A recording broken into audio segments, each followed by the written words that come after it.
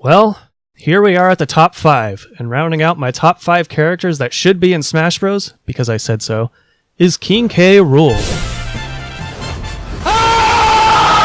Oh, I mean, number 5 was King K. Rool. I was pretty excited when King K. Rool was announced, and what I had written down is pretty close to how his moveset turned out. If I had to pick another Donkey Kong rep, it would easily be Dixie Kong, since she's another one of my series favorites since Donkey Kong Country 2. But her exclusion from Donkey Kong 64 leaves her with very little that could be turned into a full moveset. I can't imagine her being a very interesting character to play as, but if she does get included, I imagine the Smash Bros team could figure something out. But please no Diddy clone. Anyway, on to the real number 5.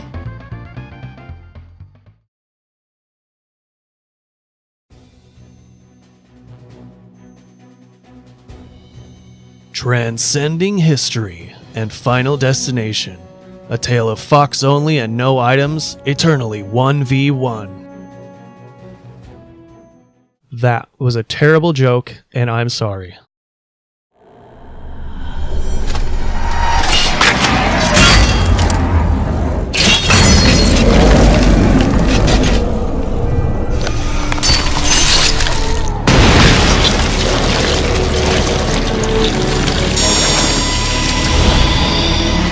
Cower in fear, Ike and Cloud players. Siegfried's got an even bigger pecker.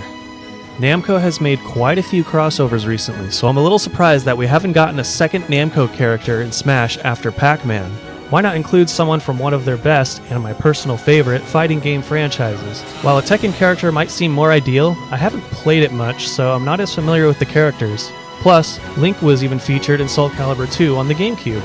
So now, it's time for one of their characters to join Smash. Smash!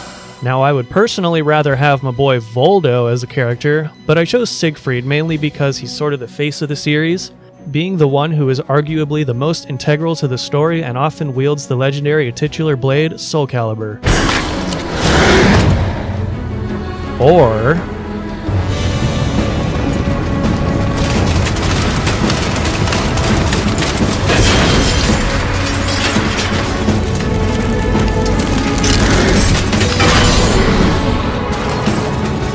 Soul Calibur's nemesis, the infernal blade Soul Edge.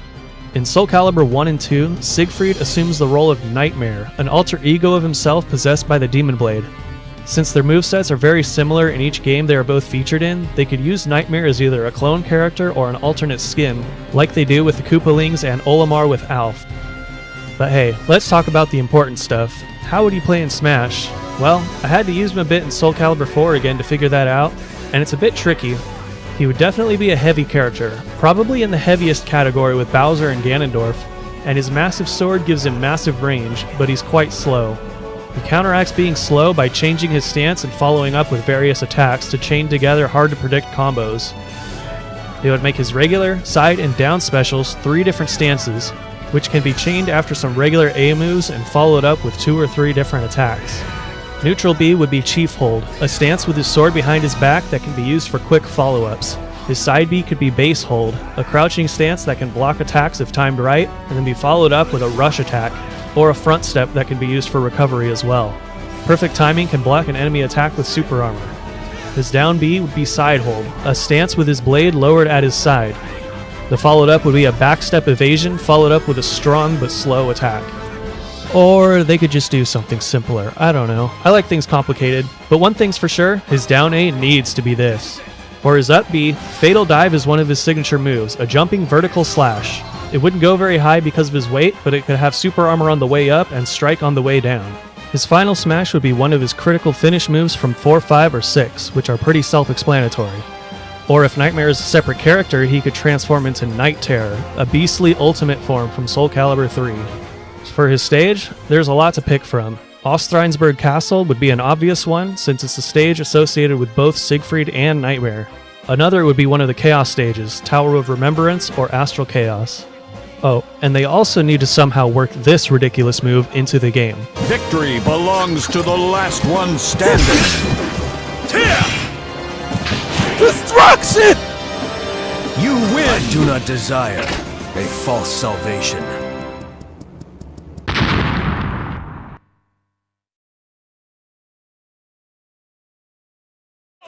Okay, before we talk about the next character, I need to rant a bit about something. Ever since the trailer with Simon and Richter, I've seen people getting excited about Echo Fighters and potential new Echo Fighters. But, back when we still called them clones, people didn't like them and got salty when they, quote, stole a spot on the roster, end quote. What the echoing heck? Just because Nintendo now embraces clones more openly by using the term Echo Fighter, people are suddenly getting excited over the prospect of having more of them. Why would you want more clones when you could have more original fighters? We recently got Ken from Street Fighter. Prior to this reveal, there were some people who wanted him, leaks aside. But why? You could have literally any other Street Fighter character instead. Chun-Li, M. Bison, Vega, Guile, Cammy, I mean, come on! I get why Ken is included, being the OG fighting game clone and all. He was a shoo-in. The next character, however, is one that people want as a clone, when he clearly shouldn't be.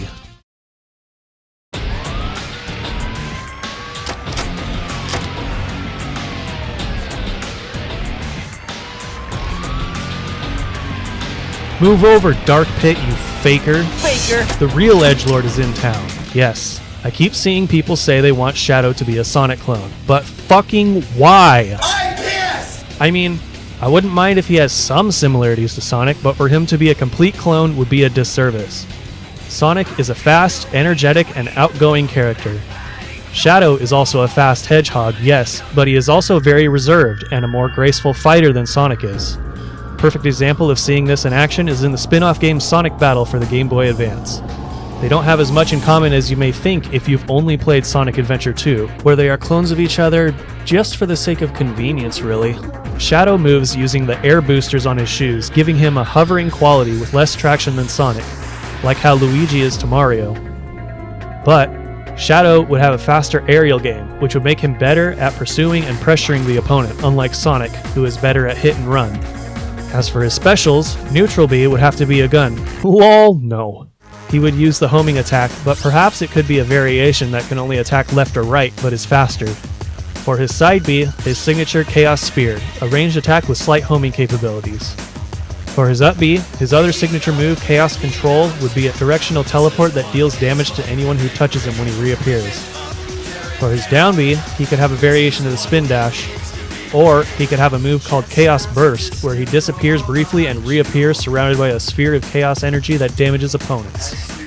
His final smash is an obvious one, Super Shadow. I imagine it would work similar to Super Sonic, but how about activating his most powerful move from Shadow the Hedgehog, Chaos Blast, at the end? For his stage, the two most obvious ones are Radical Highway from Sonic Adventure 2, which is his debut stage, and a really fun, popular one at that, and Space Colony Arc, the most prominent location in Shadow's story. The stage could have floating platforms and objects that change gradually over time. And let's not forget all the awesome music that would come along with him. Rip it up, tear it down. This is what it means to be real.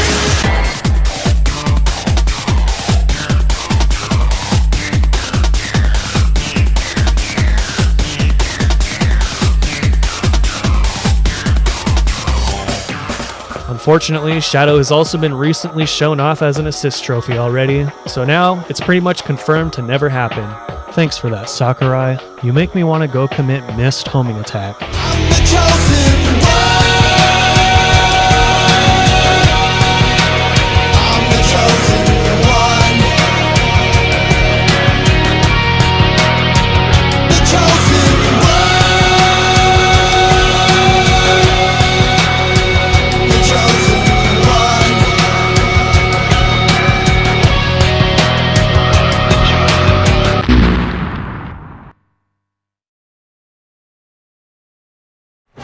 Smash needs more evil. We already have Dracula and Death making their appearance alongside various villains, so let's go that extra mile and bring Satan himself to Smash. We have the Goddess of Light already, so the devil isn't actually out of the question, right? Right? But which iteration? They all have some good potential. Or how about not? The devil has never really been a main video game character, but there is another Netherworld overlord who has.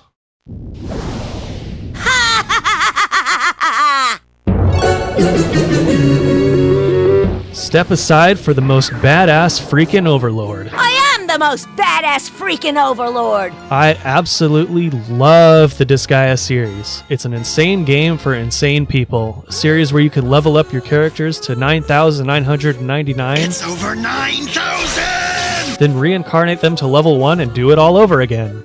The first Disgaea game was released on the PS2, then later on the PSP and Nintendo DS. Disgaea 5 Complete was ported to Switch, and now we have Disgaea 1 Complete on Switch. So let's get our boy Laharl into Smash. Prince! Or...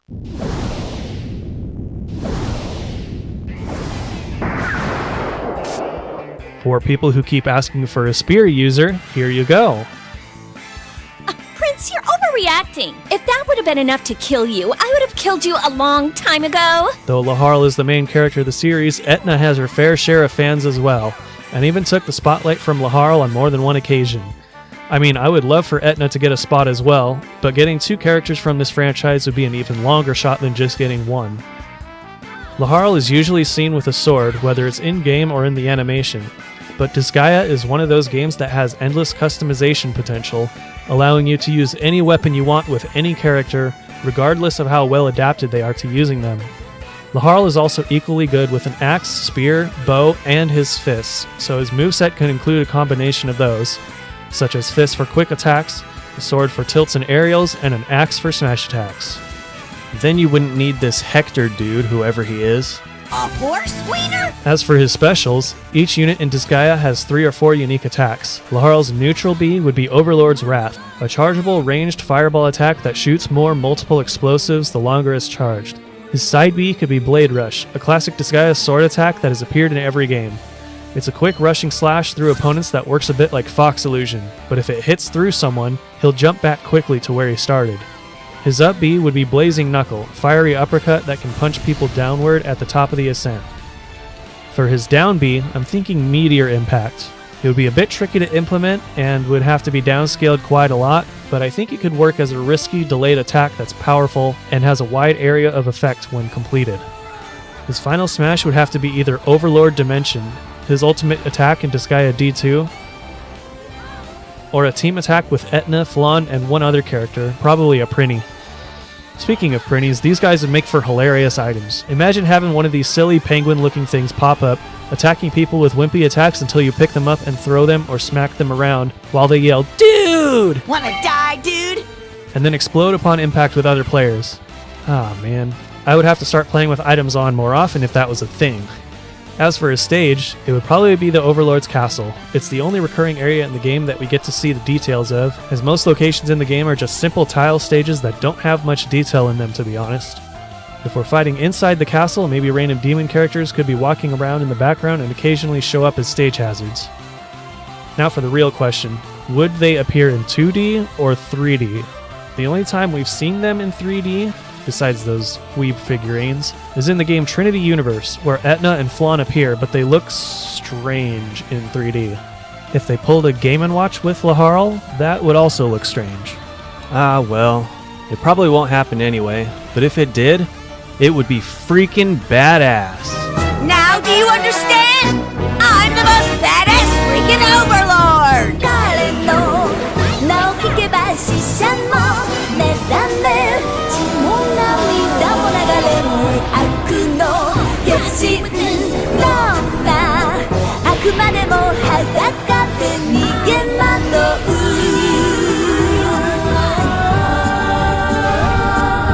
その名もラハル様魔界を捨てる貴公子神の敵対者人は彼の前にひざまずき命乞いをする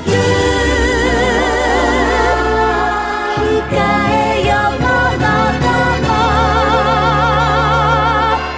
This is not easy, dude!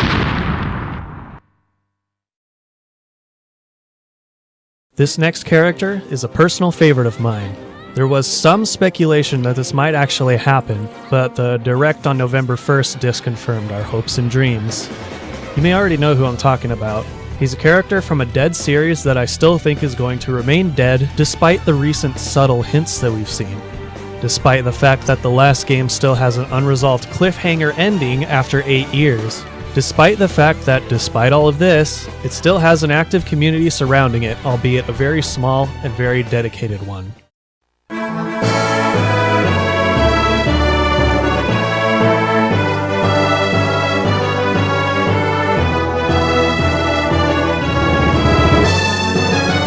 Oh, Golden Sun.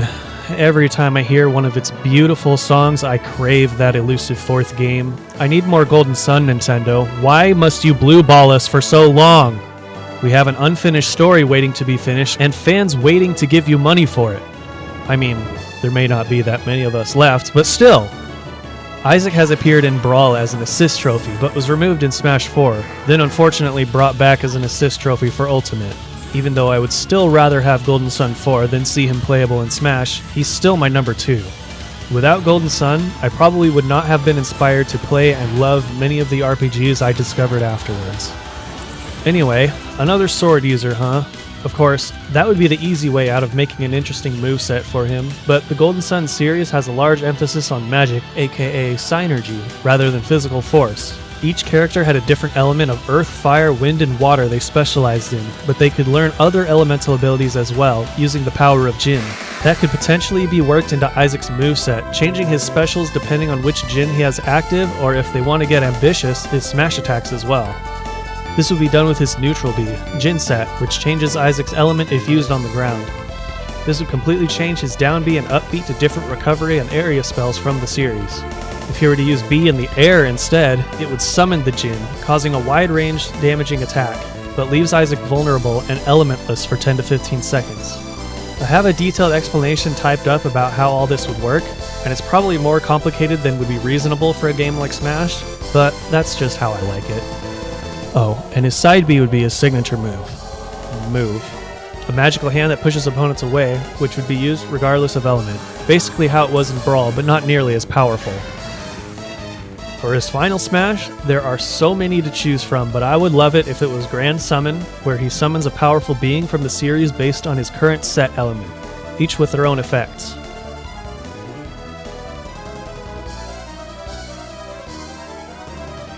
As for his stage, it would have to be one of the lighthouses. Venus Lighthouse seems to be the most popular, and it's even been made via modding in Brawl, but I would prefer Mars. On top of the lighthouse, characters fight in a blizzard where the Mars star will appear, and if grabbed and thrown into the well, the fiery Mars beacon will appear in the middle of the stage, which damages anyone who touches it except for the one who cast it. A few people have thrown around the idea of Felix also being playable as a slower, heavier, and more powerful Isaac clone. And since he's the main character of my favorite game in the series, this is the one and only time I would be an advocate for another Echo Fighter coming to Smash. Or, since Isaac is an assist trophy, Felix is our only hope now. Felix for Smash Ultimate. Come on, Papa Sakurai, make it happen! Oh wait, he's a spirit. Matthew? Also a spirit. Fuck it, just give me Golden Sun 4.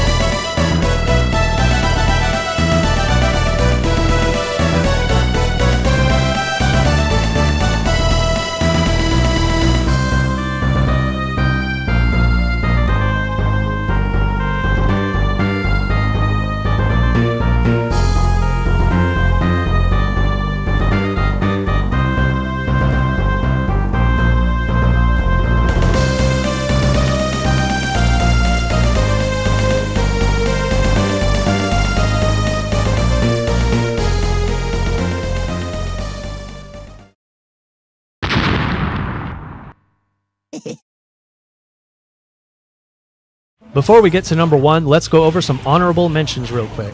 These are in no particular order. Dixie Kong, Midna, Skull Kid, and Noctis, who I mentioned earlier in the video.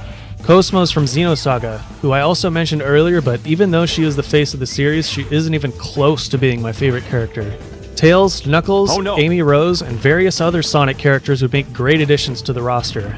Wonder Red from Wonderful 101. Might have made the list if I played the game more because he has some serious potential to be a cool character. Banjo-Kazooie, if Rare didn't suck now. Rayman. Not really a big fan of Rayman myself, but he has potential to be a fun character with his floaty arms and stuff. Asuka or someone else from Senran Kagura. Because if a game like this got promoted in Smash, that would be hilarious. Velvet from Tales of Berseria. I know people want Lloyd, but I think Velvet is a much more interesting and relevant character. Maybe I'll change my mind once I get to play the Vesperia remaster. Rodon from Bayonetta. Shame he got a Sis trophy, and he's a badass who would have made an excellent fighter. Speaking of badass, Doom Guy. Fuck yeah! Amaterasu from Okami, a beautiful game that got ported to Nintendo systems twice. Also appeared in Marvel vs. Capcom. Hades from Kid Icarus. He'd have to be scaled down, obviously, and he's just a parody of the Greek god, but he's easily the highlight of Uprising in my opinion. Would make a great boss character for single player. Rabid Luigi, because memes. Funky fresh. Shinoa or Soma from Castlevania, who star in fairly underrated games in the series. Kat from Gravity Rush. Not gonna happen because she's a Sony pony, but she has some unique gravity-based abilities that I think would make for an interesting fighter. Tingle. Enough said. Bowsette. Look, they have to make this thing canon somehow. Add the Super Crown as an item in Smash. Please? Trevor Phillips from Grand Theft Auto. You make me want a lobotomy. Master Chief from Halo. If he crouches on a character lying down, it will damage them. I don't need to tell you what it's called. Monica from Doki Doki Literature Club. Not joking. Okay, yes I am, but she could make for a hilarious assist trophy. Goku. You know you want it to happen. Just do it, Nintendo. The salt would be glorious. Actually, forget that. Goku is just a poor man's Broly. Clearly the best, most well-written character from Dragon Ball Z. I'm making fucking mac and cheese, and nobody can stop. Okay, enough of the dead memes. On to the real deal. Dude? No! No! Dude?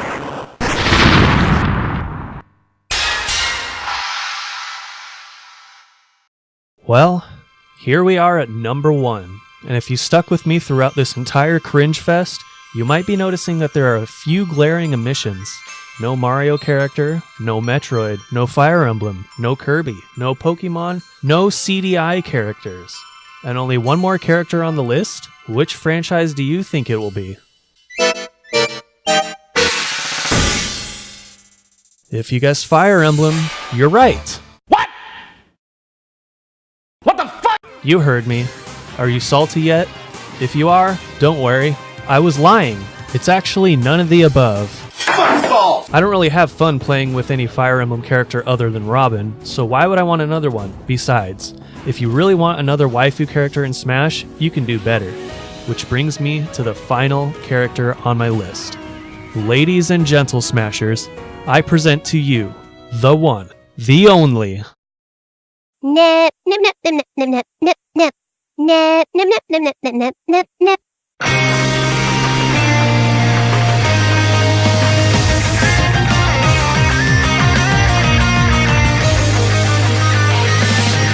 It's the gaming industry's little darling goddess, Neptune. Now I know what you're thinking. Hold up, what the hell is this weeb trash and why is she number 1? Why would you pick her over our Lord and Savior, Waluigi? Well, calm your anime titties and I'll explain. Oh my, how lewd. Hyperdimension Neptunia is a series that parodies the entire video game industry, creating a hilarious universe with anthropomorphized video game consoles full of blatant references, obscure Easter eggs, and silly inside jokes. The 4 goddesses, also known as CPUs, are Neptune, Here comes the cavalry, or whatever. Noir, Blonde, and Vert, all anime girl parodies of Sega, Sony, Nintendo, and Microsoft respectively. Each game revolves around all 4 of these CPUs and their countries coming together to fight off a common enemy that threatens to take over the world of game industry. That's literally what it's called, game industry. Usually via very underhanded and corrupt means. And that's why this series is perfect for Smash Bros. Darn tootin'. Smash Bros. Has been slowly becoming a franchise that is no longer just a Nintendo character circle jerk, but a game where our favorite characters come together from various companies for a great time of beating the crap out of each other, but you get what I mean. To add even more layers to this, the Neptunia series used to be a Sony exclusive before getting ported to PC, and now has its first game coming to the Switch in 2019. It's called Super Neptunia RPG, a series spin-off that's actually being co-developed by a Canadian studio. So now, this is no longer just about game companies coming together, it's about people across the world coming together to enjoy and create and also take the piss out of the things we love. Neptune is the face of the series, so she would obviously be the first choice for a playable character in Super Smash Waifus. Bros. Even though Blonde is the one who represents Nintendo, she only got the spotlight once in a mediocre spin-off crossover with Plants vs. Zombies, and doesn't carry the same enthusiasm, humor, and fan adoration that Neptune does. But wait, you may be thinking, a little anime girl at number 1? What are you, some kind of lolicon degenerate? Yeah, this isn't weird at all. Well, shit, I walked right into this, didn't I? Degenerates. No. Look, my favorite thing about Neptune is that she's a really funny, random, kinda derpy, and overall charming character. Everything else I mentioned earlier is just icing on the cake. But now, let's get back on topic. Her main weapon is a katana. Damn it, why do all my favorite characters have to use swords? A wooden one she found in a dumpster and has kept for every subsequent game. In each game, it looks like she flails the thing around without much style and grace, so I'd imagine she'd be a somewhat average speed, not very powerful character. However, over time, she would build up an SP gauge like Little Mac or Cloud. Once it's halfway full or higher, with her down B, she activates HDD mode and...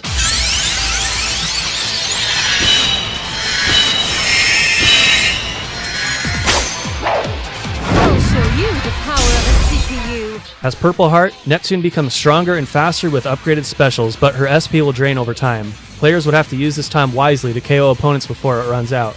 As for Neptune's neutral B, it has to be Pudding Trap, which drops pudding on the ground in front of her and does damage. If it hits the floor and someone runs over it, they slip, including Neptune herself. Wouldn't be as funny otherwise, right? Nothing's better than eating pudding and rolling around. As for Purple Heart, she tends to take things more seriously, so maybe she could have some sort of projectile like this. Her side B would be Victory Slash, where she slashes twice in a V pattern. If both slashes hit, a follow-up thrust is used. As Purple Heart, it becomes Delta Slash, which slashes 3 times in a triangular pattern and has more range. As for her up B, I couldn't find a very good example in-game for Neppy, so I'm thinking a pudding bounce recovery move would work. Pudding. As for Purple Heart, she could use Flight and slash people on the way up. Now, if you were to press down B while Neppy doesn't have enough SP to transform, she will start whining like, I'm tired. Or, I want to go home. For her final smash, she would transform into her next-gen form, which allows her to use her ultimate attack, Dimensional Slice. This is your end. As for the stage, Planeptune, the city Neptune presides over along with her sister Nepgear. There are various locations in the city that could be used as a stage, such as the street area that appears in the 3rd and 4th game, or the Basilicon building where Neptune lives. Or maybe Neptune's room. I don't think she would mind. Woohoo! By the way, I mentioned Nepgear just now, who would make a great semi-clone, just saying. At the end of the day, Neptune is the perfect character for Smash Bros. And crossover games in general. Nep, smash! I don't see this actually happening anytime soon, but like I said earlier, a man can dream, right? Now I can play games until my eyes turn into eyeball jerky.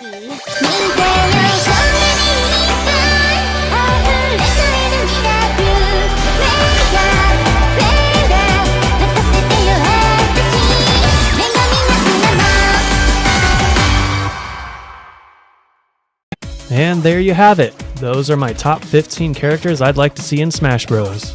I had a lot of fun making this video despite my horrible microphone issues, and I hope you had fun watching it. It turned out to be a lot harder than I thought, which is why it took so long for me to make this. Probably would have been better to make it in August or something, but whatever. Better late than never, right?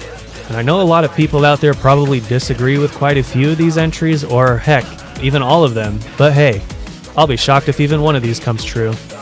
Maybe I even convinced someone to try out a new game they didn't know they wanted. Regardless, feel free to leave a comment about your top 15 or 10 or 5 or 69 characters along with your verbal abuse. And thanks for watching. If you like this video, I do plan on making more eventually, but for now, I don't have a plan or anything. Who knows, maybe next time I'll even have a proper channel intro or something. All I ask is to keep your lowest expectations. Hey.